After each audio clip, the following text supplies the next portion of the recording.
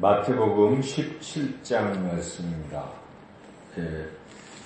마태복음 17장은 그 유명한 변모산 사건이 기록되어 있습니다. 그리고 마가복음과 같이 그 사건 뒤에 귀신 들린 아이 간질만 나머지 귀신 들린 아이를 고치는 이야기가 이어지고 있습니다. 특별히 이 변모산 사건에서 예수님께서 이제 영광스럽게 이렇게 변화가 되셨는데 중요한 것은 여기서 이 제자들이 베드로를 비롯한 세 제자들이 그 변모산 사건에서 변화되신 예수님의 모습을 보고 여기가 좋사오니 여기서 초막을 짓고 함께 살았으면 좋겠습니다 라고 이야기하는 것입니다. 이것이 잘못된 이야기입니다.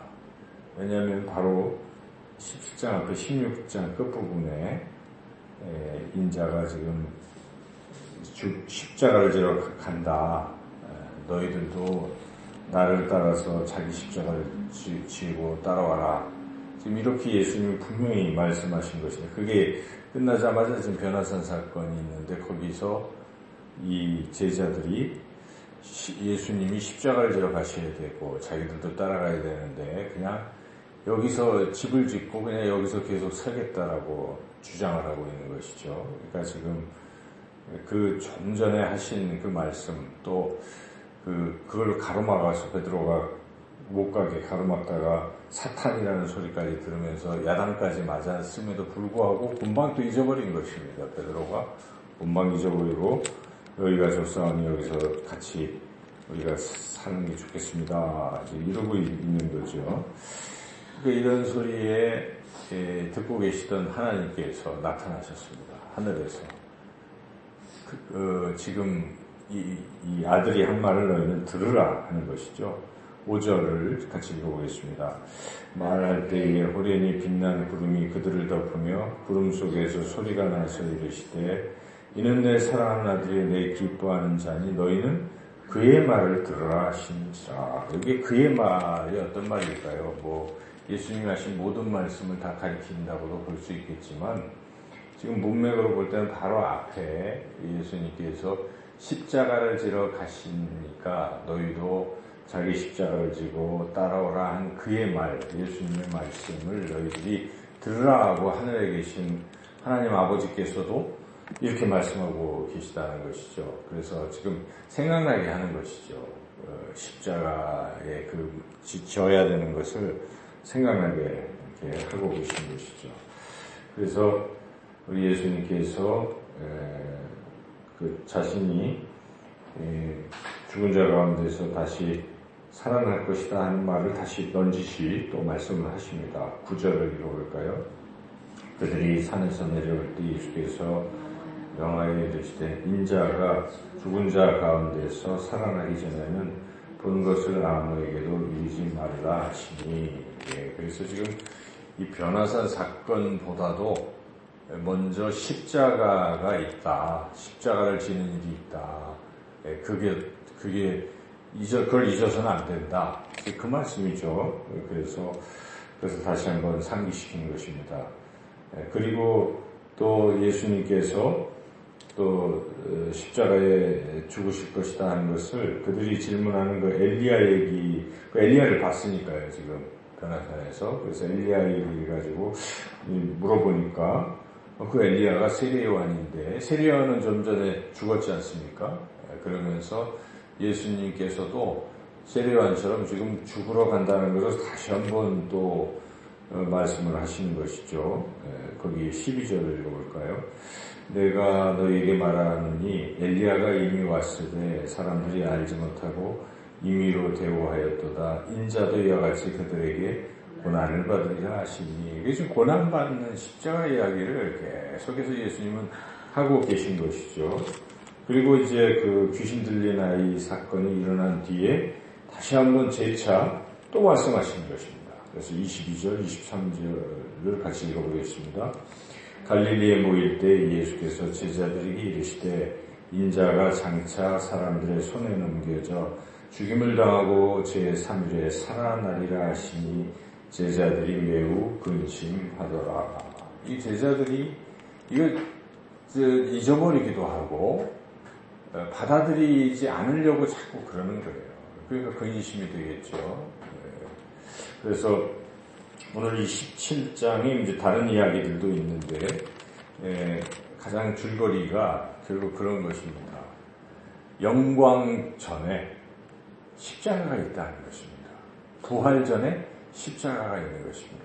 우리가 no cross, no crown 이런 말을 흔히 듣지 않습니까? 십자가 없이 영광이 없다는 것입니다. 우리 신앙생활에도 십자가 없이 영광이 없다. 그러나 사람들은 다 영광만 취하려고 하는 것이죠. 열매만 따먹으려고 하는 것입니다. 근데 그게 아닌 것입니다. 그 영광이 오기 전에는 반드시 고난의 길이 있어야 된다는 것이죠. 누에 나방이 헐헐 나른다는 것은 누에 고치의 그러한 기간이 꼭 필요하지 않습니까? 그래서 이러한 어떤 고난, 신앙에 있어도 우리가 이 세상에서 이 좁은 문에 들어가기를 힘쓰라라고 예수님이 말씀하시지 않습니까? 그래서 신앙에 우리가 닥치는 이런 고난을 마다해서는 안 된다는 것입니다. 주기철 목사님이 순교할 때 타협하지 않고 그들에게 이야기했던 것이 무엇입니까? 내가 이 십자가를 지지 않고 어찌 주님을 볼 수 있겠는가? 십자가 뭘 가지고 주님을 뵐 수 있겠는가?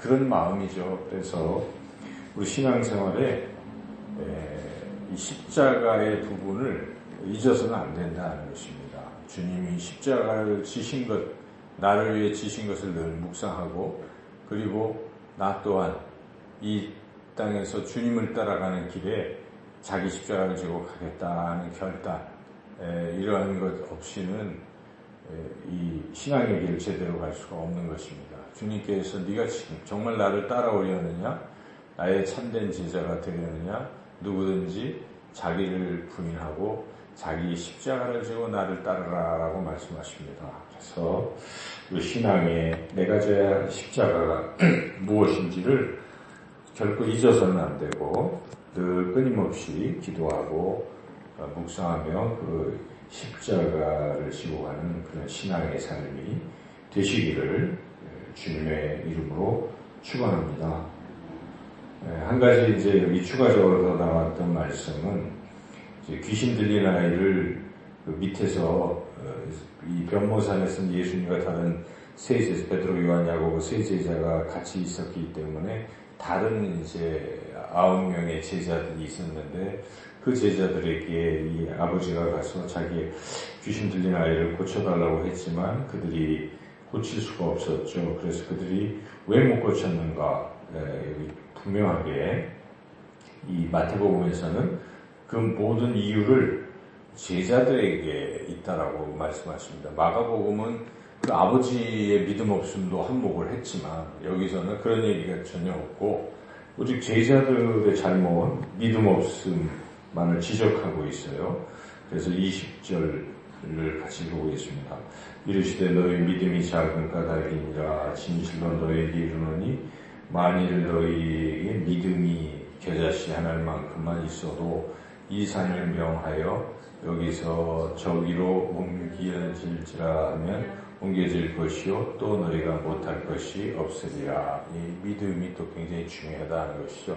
그래서 우리가 십자가를 지러 져야 된다는 생각을 늘 끊임없이 가져야 되는데 우리 혼자 힘으로 지기가 어렵습니다.